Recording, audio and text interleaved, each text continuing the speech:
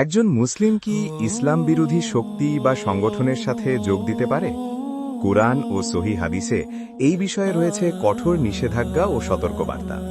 আজ সংক্ষেপে জানব একজন মুসলিমের জন্য এটা কেন ভয়ঙ্কর ও হারাম। আল্লাহ তাআলা বলেন, তোমরা মুমিনরা কাফিরদেরকে মুমিনদের পরিবর্তে বন্ধু হিসেবে গ্রহণ করো না। সূরা আন-নিসা আয়াত ১৪৪।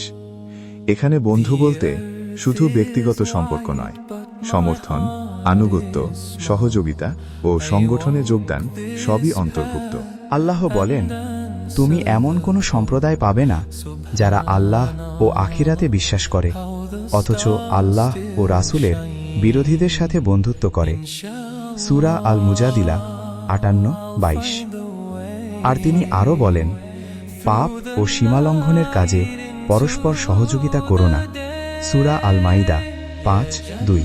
রাসূলুল্লাহ সাল্লাল্লাহু আলাইহি ওয়াসাল্লাম বলেছেন, যে ব্যক্তি কোনো সম্প্রদায়ের অনুকরণ করে সে তাদের অন্তর্ভুক্ত। সুনান আবু দাউদ।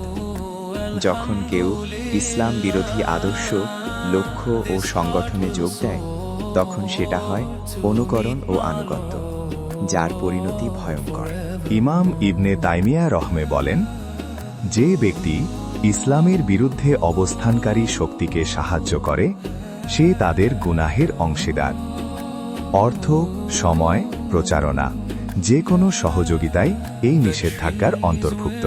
সংক্ষিপ্ত সিদ্ধান্ত: একজন মুসলিমের জন্য ইসলাম বিরোধী সংগঠনে যোগ দেওয়া, তাদের লক্ষ্য সমর্থন করা বা সহযোগিতা করা সবই হারাম এবং ঈমানের জন্য মারাত্মক ঝুঁকিপূর্ণ। আজ অনেক কিছু মানবতা বা অধিকারের নামে আসে।